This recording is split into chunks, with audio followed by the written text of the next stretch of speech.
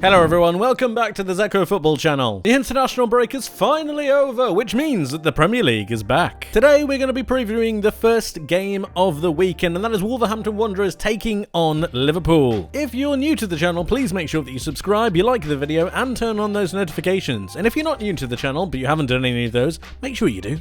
Thank you. And now let's preview Wolves against Liverpool.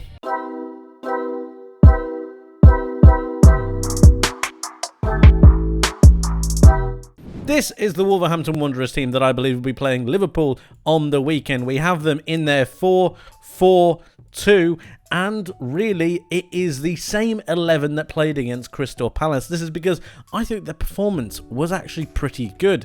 I like the way Fabio Silva drifted in between different positions. I enjoyed how Pedro Neto and Sarabia eventually got on the ball. Yes, the chances they created were limited, however, they did create some opportunities and they managed to score 2 goals, which, if you haven't been paying attention to Wolverhampton Wanderers, that's a pretty big deal. Wolves do not create a lot of chances and they do not score a lot of goals, but there are some green shoots, there are some signs. The midfield pivot of Lemina and João Gomes looks to be something that could be propelling them forwards. Aït-Nouri and Semedo look to be rekindling the way that they like to go forwards. And then you have the centre-back partnership of Max Kilman, who has recently recommitted his deal with Wolverhampton Wanderers, and Dawson, that leading line of experience.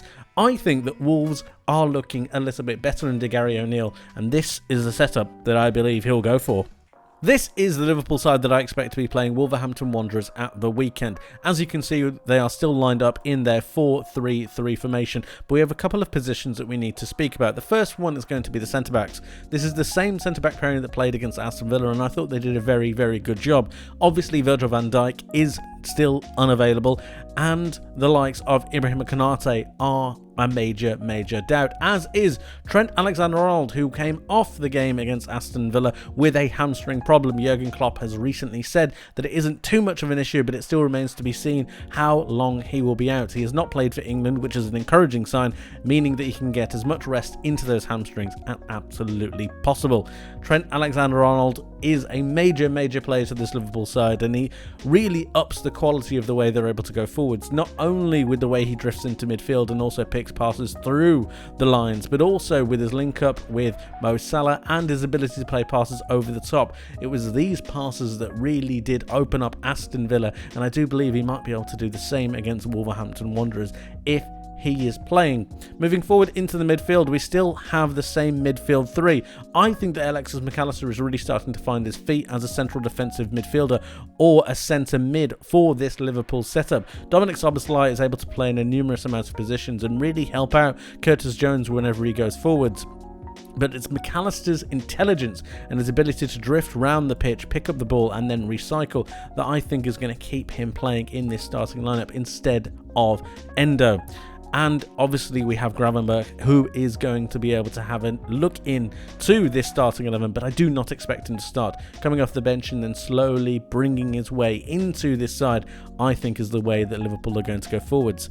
As for the word forwards, let's have a look at the Liverpool's forward line, because there is one change from the game against Aston Villa, and that is Darwin Núñez coming out instead, bringing in Cody Gakpo, who I believe will have a greater impact than Darwin Núñez in this game because of the lower line that Wolves are going to be playing. The high line that Aston Villa played was a prime match for Darwin Núñez to try and break the lines, break that offside trap. Wolves are going to be playing a much deeper line, a much more defensively orchestrated setup, which means that I think that Cody Gakpo can play that link-up play that little bit better, picking up small pockets of space to be able to then push it around the corner for the likes of Luis Diaz and Mo Salah, who obviously both retain their starting places. This is the Liverpool starting 11.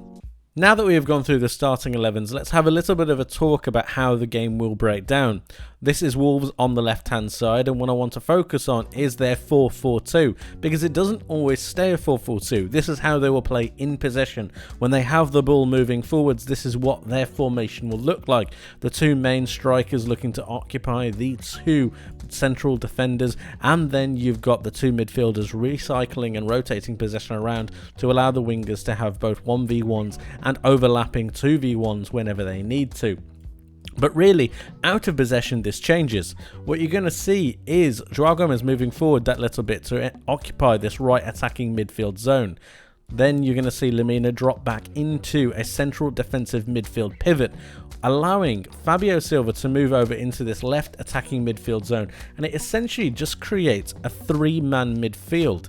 This means that Cunha moves forward and central, allowing Wolves to essentially play a 4-5-1. This blocks off the passing lanes shown by Joao Gomez and Fabio Silva, and it means that Wolves are a little bit more difficult to break down going through the middle of the pitch, which means that Liverpool are going to need to occupy the wings. Mo Salah and Luis Diaz are going to have a job on their hands to be able to create 1v1 situations against Wolves' left back and right backs. But Dominic Szoboszlai and Curtis Jones moving centrally and then outwards are going to have key roles. The drifting of their play and the ability to be able to pick up different pockets is going to be absolutely essential.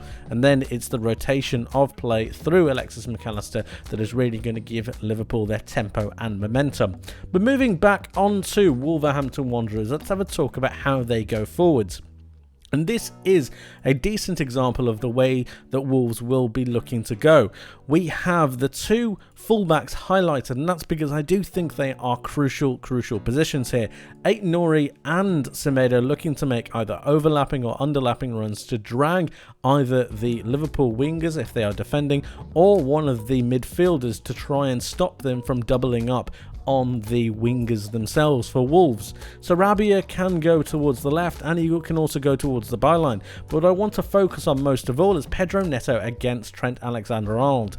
If Trent does not play, then I still think that this is a favourable matchup for Neto, especially if they play Kwanzaa out at right back. Of course, this could all switch around. Joe Gomez could play out on that right hand side as well, or perhaps even something else. But either way, I'm very excited about Pedro Neto, and I do think that in a 1v1 situation, he should, giving him the time, giving him the ability, he should be able to beat his man. And that means that he's going to be driving towards the byline because he is left-footed. It's a more favourable side for him, and it means that he's going to be able to get crosses into the box. This is where the two Wolves strikers are going to be absolutely key. The movement in and around the box from both Fabio Silva and Matheus Cunha to try and cross up and mix up these two central defenders is going to be absolutely key. And if Wolves ever do get anything out of this game from their possession-based football, I do believe it will be in these scenarios. And then obviously looking at Lemina and Joao Gomez to recycle, win back possession, and then keep the move flowing and rotating round.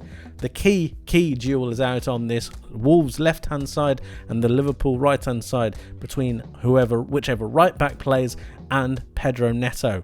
Of course, the strikers need to play their part, but it can't be facilitated without the likes of Pedro Neto winning his 1v1 duel. Let's have a look at Liverpool going forwards as well, because they are going to be occupying a lot of the possession. I believe they will dominate possession, and that means that they will be pushing Wolves back into their own half. As I've said and mentioned previously, Fabio Silva dropping into this left attacking midfield role, while Joao Gomez occupying this right attacking midfield role, making sure that they can drop back and block off the passing lanes. But in doing so, it also means they have defensive responsibility in different areas. Dominic Szoboszlai and Curtis Jones will be looking to occupy these highlighted areas just behind the left attacking mid and the right attacking mid, next to Mario Lemina, who will have a lot of work cut out for him.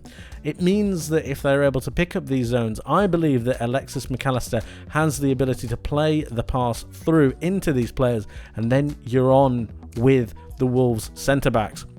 Of course, if Trent Alexander-Arnold plays, he is more than capable of playing that ball through the lines and making sure that they're able to get overloads within the centre of the pitch onto Wolves' central defensive midfielder.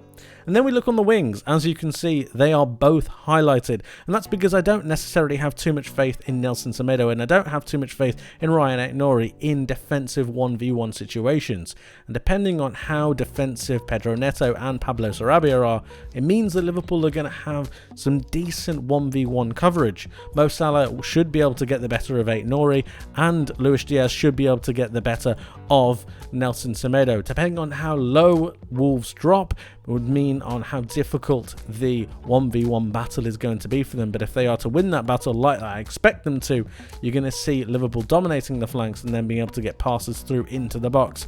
Obviously recycling the possession to the outside of the box and then perhaps even taking a shot on from long through the effort from Dominic Szoboszlai. I think Liverpool are going to be dominating a lot of this match. I think possession-wise it's going to be all of them, and that means that they are going to be able to isolate those 1v1 duels out on the wings more often than not. But Wolves will eventually at some point gain some kind of turnover, and that means that the counter-attack will be on, and this is the next avenue that I do believe Gary O'Neill will be looking towards to try and hurt this Liverpool setup. As you can see, I've got 3 players really highlighted here that could do damage to Liverpool.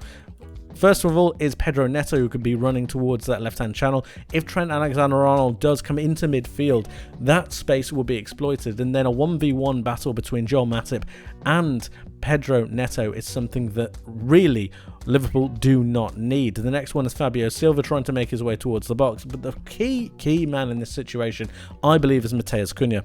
His ability to really beat a man 1v1 is absolutely exceptional, and we saw this in their first game away against Manchester United. In fact, Matheus Cunha has a successful take-on rate of 2.36 per 90. Means he averages 2.36 take-ons per 90, and that puts him in the 96th percentile against strikers in Europe's top 5 leagues, and that is absolutely crazy. He's powerful, he's quick, and he's good with the ball at his feet, and against Alexis McAllister, who will be looking to stop him, I think it might be a bit of a mismatch. While I do think that Alexis McAllister is very good at dictating play, dictating tempo, and picking the right pass, defensively he could be better, and for that reason I think that Matheus Cunha will favour himself up against the Liverpool, at the time, central defensive midfielder.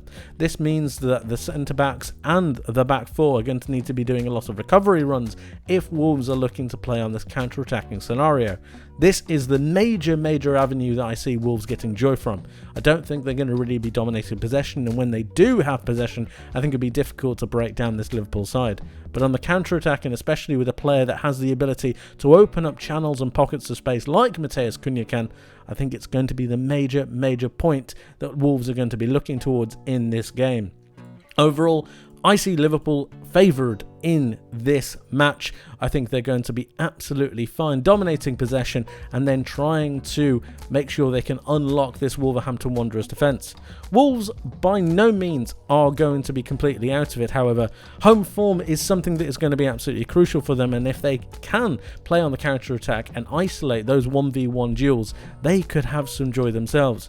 But naturally, scoring goals hasn't come easy for them, and it means that Liverpool are going to have the favourable advantage in this scenario.